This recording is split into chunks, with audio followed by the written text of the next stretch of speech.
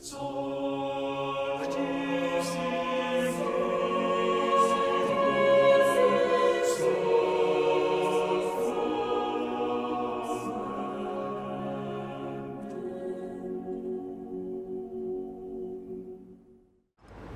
c'est des beaux textes, avec une question qui est toujours celle un peu, j'allais dire, de tous les sacrements, la vie éternelle. Bon, c'est rappelé régulièrement dans le rituel du baptême, pour la vie éternelle. Les parents se réjouissent parce que leur enfant a la vie éternelle, etc. Donc c'est toujours ça que nous on célèbre. Donc je ne sais pas dans quel sens il faut le prendre. Donc en gros, une église c'est fait pour prendre soin de notre prochain, et le plus proche de vous, c'est le plus proche de vous, c'est l'enfant de Dieu qui vous est confié. Oui, non, parce que la plupart du temps, on a tendance à vouloir prendre soin de celui qui est à côté de moi. Bon, c'est bien, mais c'est pas le point de départ. Le point de départ, c'est d'abord prendre soin de toi, dans ta relation à Dieu. Donc c'est la vie monastique, monos, seul, ça. Parce que je me mets en présence de Dieu et que je vais bien, alors je prends soin des autres. Et ça, c'est important, parce que c'est pas ce qu'on nous a transmis au catéchisme. La plupart du temps, Jésus, il prend soin de lui. Clairement, il est celui qui prie son Père. Et on sait très bien. Et puis si vous regardez la Passion, on parle de compassion aujourd'hui, il est quand même un peu seul. Bon, mais il est dans cette relation d'intimité avec Dieu, et parce qu'il est dans cette relation et que Dieu le fortifie, il est l'image du Dieu invisible, premier-né avant toute créature, alors il appelle ses disciples, alors il guérit ceux qui sont sur la route, alors il enseigne. Mais nul n'enseigne s'il n'est enseigné. Nul n'est berger s'il n'est brebis retrouvé. C'est vraiment, nul ne sera d'ailleurs capable de compassion s'il n'a été lui-même sauvé. Nul n'est miséricordieux s'il n'a même lui-même été touché par le pardon de Dieu. C'est ça le chemin, c'est tout simple. D'ailleurs, c'était dans le psaume. La loi du Seigneur est parfaite, qui redonne vie. La loi du Seigneur, elle rend juste les simples. Il faut être simple pour se laisser aimer, conduire, etc. Mais c'est ce que Jésus enseigne à celui qui veut le tester. Il met Jésus à l'épreuve une fois de plus. Et puis alors voilà, vous avez bien compris, s'il s'agit d'observer la loi, tout va bien parce que Jérémie nous dira, le prophète, que la loi de Dieu, elle est dans ton cœur. Donc pas besoin de faire le tour de la planète pour la trouver. C'est inscrit en nous. Mais à votre avis, pourquoi ? C'est tout simple, parce que tout est créé dans le Christ. Donc nous sommes du Christ. Et c'est Dieu qui crée. Alors, je relis, on pourrait méditer juste sur l'épître aux Colossiens.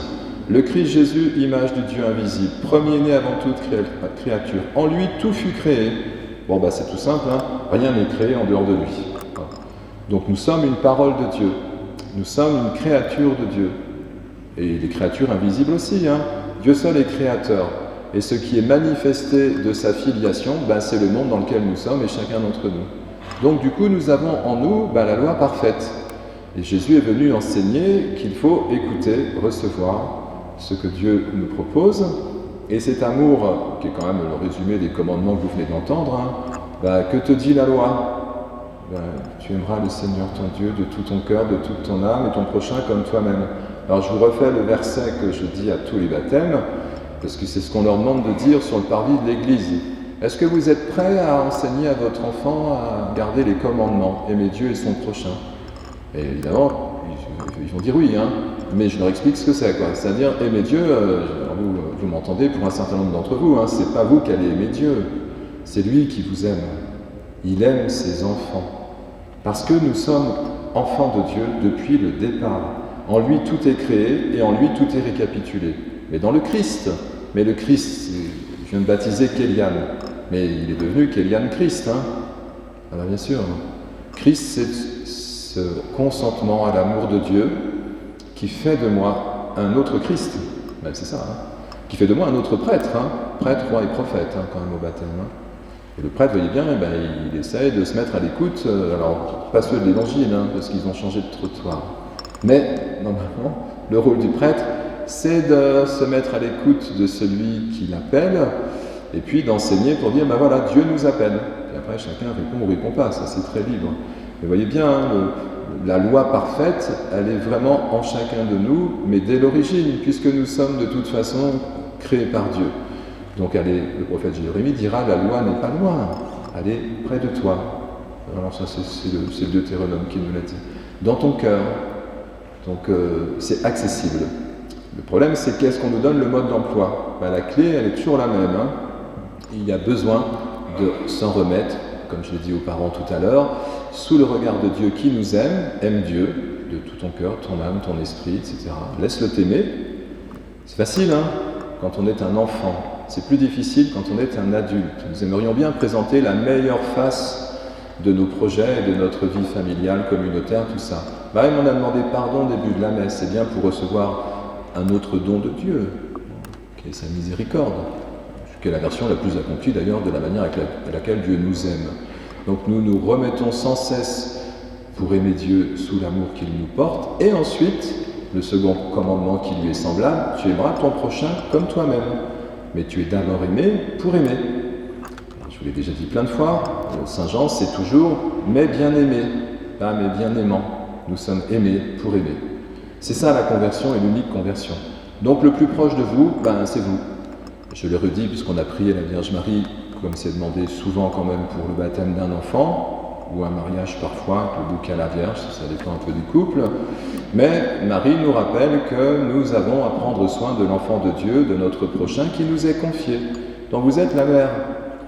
Voilà, alors comment allons-nous faire pour prendre soin de l'enfant de Dieu que je suis? Écoutez, priez, hein. Écoutez.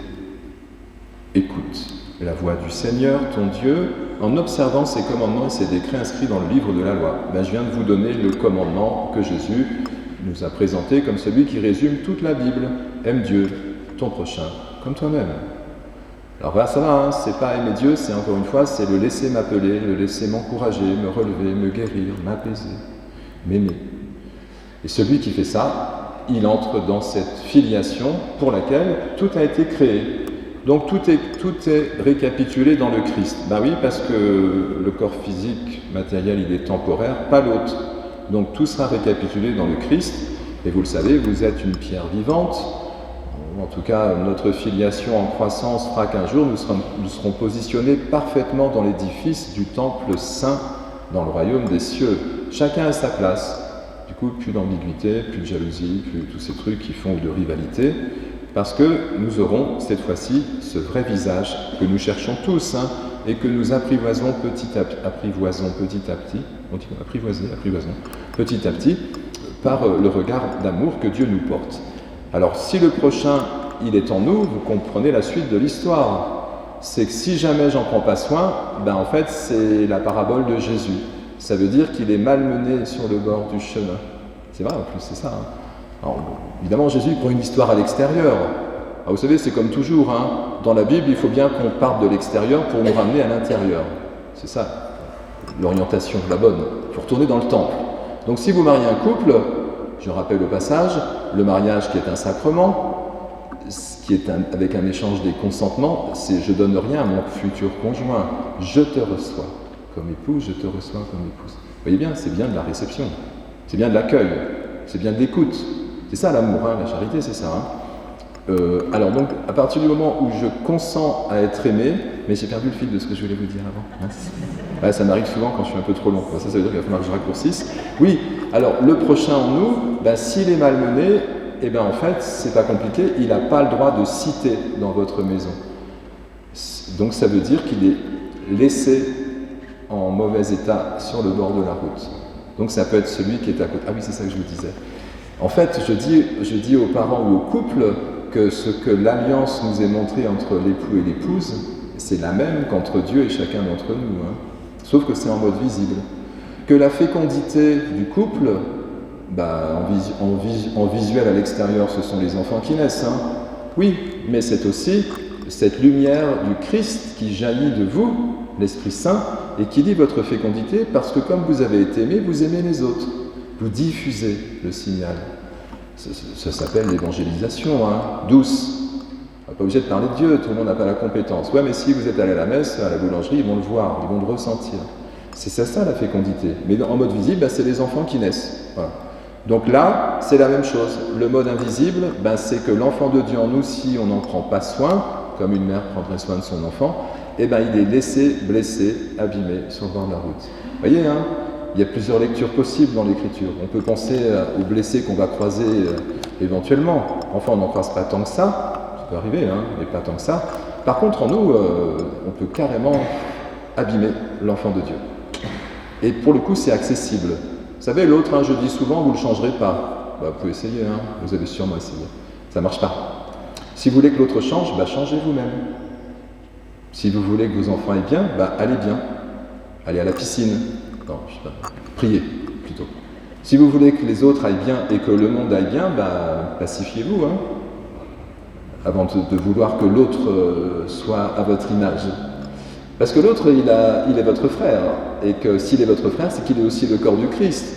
Et pour que, vous savez, c'était l'évangile qu'on avait la semaine dernière, si vous êtes invité chez quelqu'un en tant qu'envoyé par Jésus, les disciples deux par deux, là, et que vous croisez un ami de la paix, votre paix ira reposer sur lui. C'est la même chose, hein, sur la même clé, hein, de dimanche en dimanche. Ben oui, parce que si vous êtes temple de l'esprit, et qu'en face de vous, il y avait le parrain de l'enfant ce matin, il était pas parrain, il était témoin, il n'est pas baptisé.